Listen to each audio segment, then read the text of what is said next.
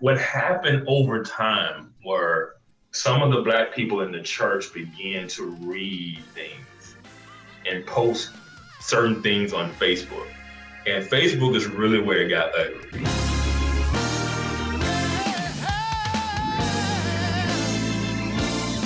My question was, or Chris's question, one of the two, was around the 2015, 2016 time. Yeah. And what was the relationship like before that time? And you said it was good. When did you guys actually move into the neighborhood? Like, how long had things been okay? So we merged in, I think it was September of 2015. Okay. And I would say within the next year, you had multiple families, selling their homes and relocating into the community. But like I say, all of that was great. The relationships in the church was great. There was no strife. Everybody was on the same page. Mm-hmm. It wasn't until the summer of 2016 that things began to change. And that was primarily driven by two high-profile shootings of Alton Sterling in Louisiana and Philando Castile. And those two shootings, and then followed by the Colin Kaepernick kneeling, right? And so all these things kind of blew up all at one time. And so not to mention the election that happened in the fall, but it all started with the shootings that summer. So what shifts then did you start noticing among the people in your church as those events were unfolding in 2020? Yeah. In 2016? Or 2016, sorry. Yeah, at first it was very, mild. It was a lot of Black people during that time was really struggling with these shootings that were caught on video.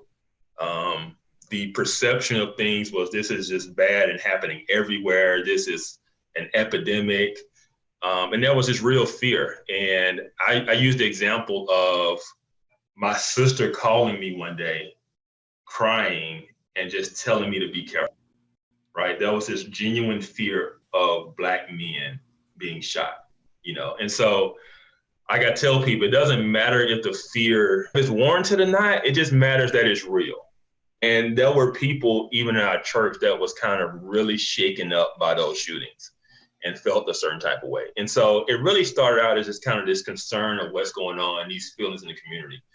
And so the first thing we did was we held a I don't call it a panel discussion, but it was me and the lead pastor on stage. We did kind of an interview style, and kind of what we're doing now. He just got me to explain what was going on and why people were feeling the way they were feeling, and just kind of giving the church a broader understanding of what was going on.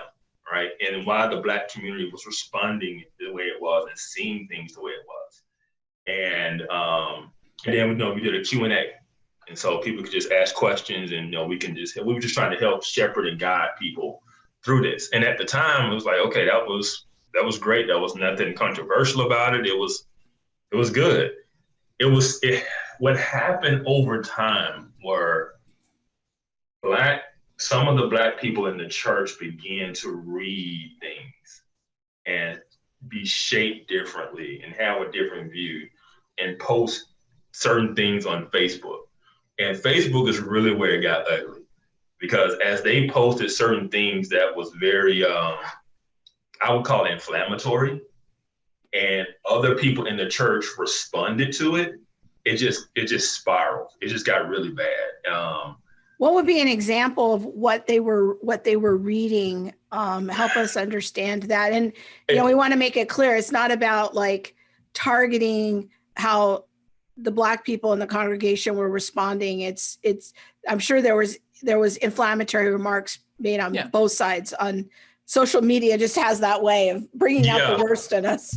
Yeah, it does. It does. But if I'm going to frame like what really was taking the church down, it was one side posting and one side responding, predominantly. And the things I would say they began to read more than the most influential person in this whole thing is James Baldwin. Wow. And yeah.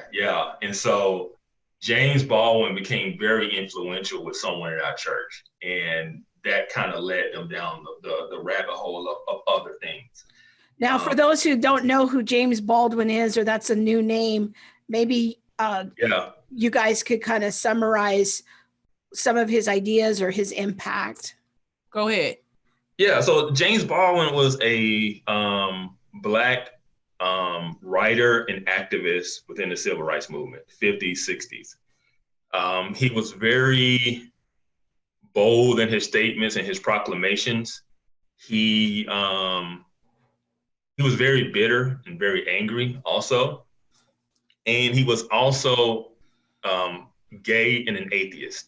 So he's a Black gay atheist who was just really angry about the oppression, discrimination. I mean, you gotta think he's writing in the 50s. This is, civil rights movement. This is schools being desegregated. This is Emmett Till being killed. This is a lot of things going on, hot button issues. Then the civil rights movement, then Dr. King's assassination, Malcolm X's assassination. So that was a lot of things that was going and shaping his views at the time, along with his self-image of himself, who he was. I am a man. Like, there was just a lot that went into his writings, and he became very influential with a particular person in our church, and Baldwin's ideas started to be perpetuated and put out there. And like I said, that just led to other things as well. And so I'll put it like this. There was I'm not gonna say the person who tweeted it, who wrote the initial tweet, but it was shared on Facebook by someone in our church. And it said, the evangelical church has only existed for the purpose of white supremacy, right? So imagine somebody in your church sharing that, and that just kicked up a hornet's nest. I mean, you just basically told somebody their whole faith is nothing but white supremacy and to oppress others, right? And it was those kinds of things that was just really like just setting things off. And it was really, really ugly. I mean, it was bad. I mean, people were going back and forth. I mean, there weren't name calling, but it was just really heated. And it wasn't Christ-like. I mean, if there were unbelievers watching this, I pray there was nobody that wasn't a Christian seeing these things that was going on, because it was people really going at each other. Go ahead. Let me ask you this. Do you think that it was the cultural moment of like Philando Castile that created these emotions in people? Yes. Because I really like what you said. I appreciate that you said, the fear may not have been warranted.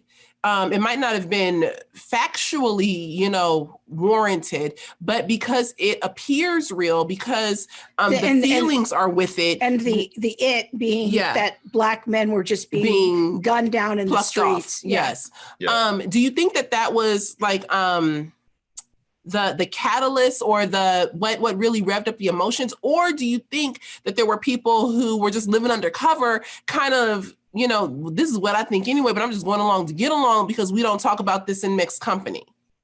Mixed company being Black and white, not male and female. Yeah, no, I think that those ideas and feelings did not exist prior to those shootings. Mm-hmm. It was something completely out the blue and something completely new. And I say that because those people have expressed those same things. Yeah. That it was those shootings that really sent them down a path of kind of depression and anger. And they did not like the response that their white brothers and sisters were giving to these things.